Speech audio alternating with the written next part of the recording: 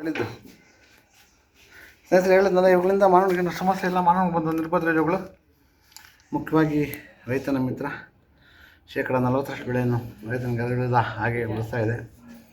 ಈಗ ಮುಖ್ಯವಾಗಿ ಬಿಸಿಲು ಹೆಚ್ಚಾಗಿದೆ. ತಣ್ಣಗಿನ ವಾತಾವರಣಕ್ಕೆ ಯಾವಳು ಬಂದ್ಬಿಡೋದು ಸರ್ವೇಸಾಮಾನ್ಯ. ದಯವಿಟ್ಟು ಅವುಗಳನ್ನು ಸಂರಕ್ಷಣೆ ಮಾಡಿ ಪರಿಸರದ ಕಾಪಾಡಿ. ಧನ್ಯವಾದಗಳು. ಆಯ್ತು ಬರ ತಗೋಪ್ಪ, ಅಲ್ಲಾಡಿಸ್ಬೇಡ, ಹಂಗೆ ಮಾಡೋ ಬೆಳೆ. ಆಯ್ತು ಬರ, ಆಯ್ತು ಬರ, ಎಲ್ಲೆಲ್ಲ